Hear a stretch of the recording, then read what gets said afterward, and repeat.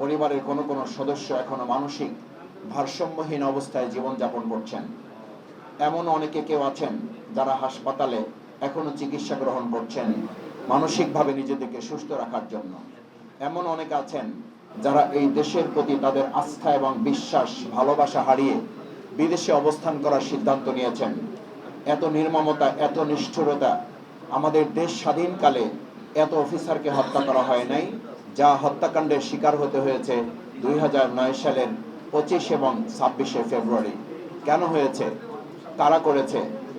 আমরা লক্ষ্য করেছি বিগত 4.5 বছর আমি জেলখানায় থাকার সুযোগ পেয়েছি, আমাদের সম্মানিত নেতৃবৃন্দ জেলখানায় থাকার সুযোগ হয়েছে।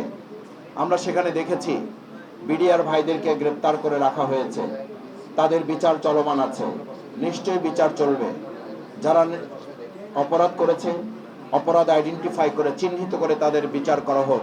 কিন্তু আমরা এটাও জেনেছি, কারো কারোর সাথে কথা বলে আমাদের কাছে মনে হয়েছে শুধুমাত্র বিচারের নামে বহু বিডিআর সদস্যদেরকে মাসের পর মাস, বছরের পর বছর অন্যায়ভাবে বিচার সম্পন্ন না করে তাদের পরিবারগুলোকেও এবং ব্যক্তিদেরকেও, বিডিআরদেরকেও ধ্বংস করে দেওয়ার আরেকটা চক্রান্ত করা হয়েছে বলে তাদের সাথে কথা বলে আমাদের কাছে মনে হয়েছে।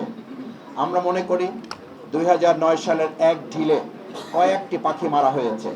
প্রথমত, সেদিন 9 সালে এই হত্যাকাণ্ডের মধ্য দিয়ে 2014 সাল, 2018 সাল, 2024 সালের রাত্রিকালীন ভোট, আমি এবং ডামির ভোট এবং জনগণহীন এক ভোট সম্পন্ন করার জন্য দেশপ্রেমিক সেনাবাহিনীর সদস্যদেরকে হত্যাকাণ্ডের মাধ্যমে তারা তা সম্পন্ন করতে চেয়েছিলেন এবং কিছু কিছু ক্ষেত্রে তারা সফল হয়েছিলেন।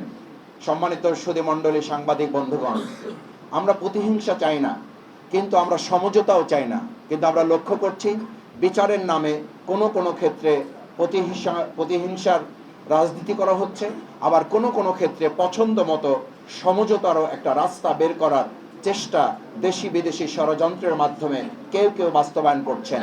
আমাদের কথা পরিষ্কার, নো সমঝোতা, সমঝোতার কোনো আপোষের কোনো বিষয় নেই।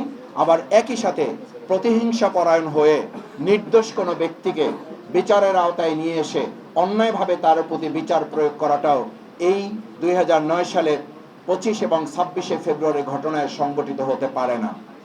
তৃতীয়ত, আমি যে কথাটি পরিষ্কার করে বলতে চাই, সম্মানিত সাংবাদিক বৃন্দ, আমার ভাই এবং বন্ধুগণ, আমরা 2009 সালের 25 এবং 26শে ফেব্রুয়ারি এই ঘটনায় আসলে বিডিআর এবং আমাদের পরস্পর বিডিআরকে মুখোমুখি করা হচ্ছে।